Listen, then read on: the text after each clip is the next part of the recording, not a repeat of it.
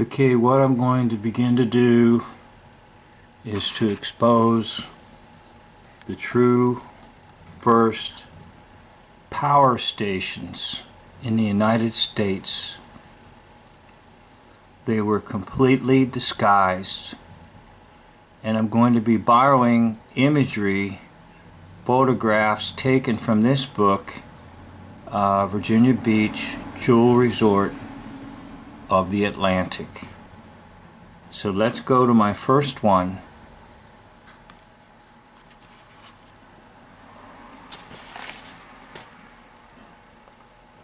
Okay, as you can see, the title of this is The Seaman's Salvation.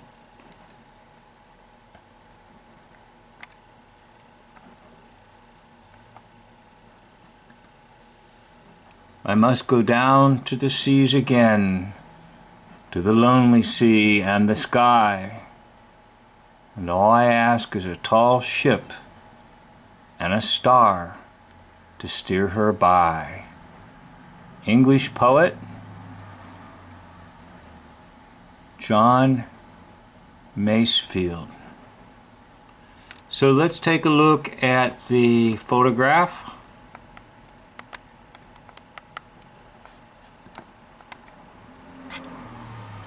The old photograph of a life-saving station.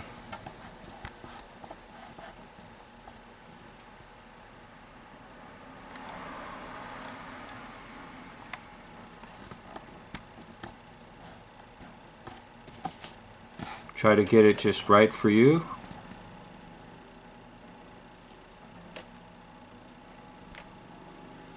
Okay, I'm going to read the inscription below the photograph.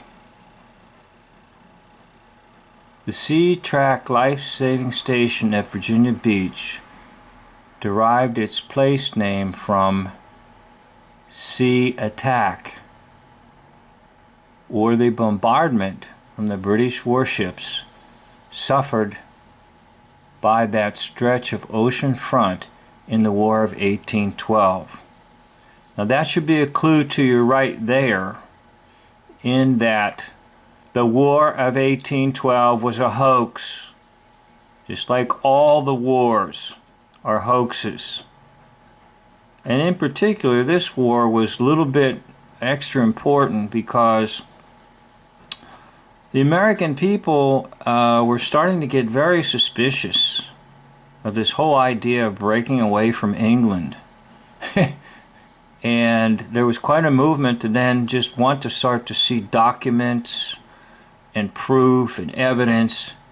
And what the controllers decided to do is just simply burn the White House down, burn everything down so there was no proof. All right, well, that's a sideline. The station was built in 1878 on land that is now at the corner of 24th Street and Atlantic Avenue. Now, 1878 is a pretty important date in that there have been a lot of experiments done with the atmosphere, and it being determined that one could harvest electricity from the atmosphere. So the question is, how do you harvest this electricity, and what do you do to make sure that no one knows the secret? Continuing on, the photograph taken by an unknown photographer shows how Sea-Tac, as it appeared in 1896. Now again, that's an important date too, because what is significant in the history and development of these power stations are two monumental structures. The first being what is called the Statue of Liberty, and that is dedicated in 1886. Now that was just simply an electrical harvesting device. It captured electricity from the atmosphere by the copper composition of the statue. Okay, now there are other features of the statue that warrant discussion, such as its mystical powers and its symbolism. However, for the sake of this video, let's just say it was an electrical harvesting device. The second structure was the Eiffel Tower, and that is 1887. Now notice that Gustav Eiffel, the author of, or the composer of, the architect of the Eiffel Tower, is the one who constructs the Statue of Liberty. And these dates that are important are 1886, Statue of Liberty, 1887, Eiffel Tower. So by 1886, they are well aware and ready to harvest electricity from the atmosphere. Back to the text below the picture. Notice the station's 6 surfmen and the keeper in charge of the surf boat to the right. These men, all residents of the area around SeaTac, manned the station from December the 1st to April 30th of the year. SeaTac was part of a life-saving District 6, an area spanning Cape Henry, Virginia, to Cape Fear, North Carolina. There were 5 life-saving stations along the Virginia Beach coastline, spaced exactly 6 miles apart. Notice how there's precision in what they are doing. Exactly 6 miles apart. Now there may be reasons for that in terms of the electrical field, and I confess I'm not an engineer and I don't understand everything completely.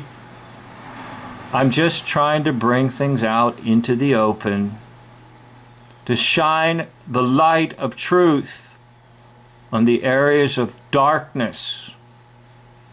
Continuing with the text.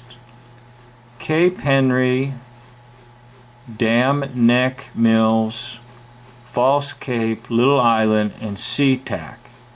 These stations operated under the Department of Commerce, were the salvation of countless seamen in peril on the sea from 1874 to 1915, when the U.S. Coast Guard established and assumed their responsibilities. Notice how the life-saving stations come under the guidance of and the authority of, guess what? Department of Commerce. So I'm going to take more photographs and talk a little more with each photograph. But the basic question is this: can a bunch of men just along the coastline somehow, some way, magically save ships that are sinking off the coast with a couple of stupid rowboats? How the heck are they going to even know? Now, the wireless is not yet out and in usage. How the heck are they even going to know there's a ship in trouble? Your eyesight's only good for so far. And so these yo-yos are on the seashore, and there's boats nearby, and somehow they're just magically going to know there's a ship going down, and they very quickly get out there and somehow save lives. Now you stop and think about it. There's no modern equipment to aid them. And they're given credit for saving countless seamen in peril on the sea. And there might be a pun on that.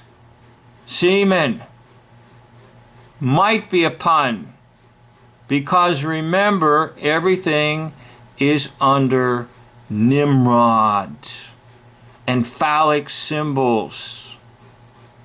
And so these life-saving stations that were along the coasts had nothing to do with saving ships that were sinking, but they had everything to do with harvesting electricity from the atmosphere and thus becoming your first electrical power stations, completely invisible to the public, with the public having no knowledge of what really is going on and how electricity from the sky is free.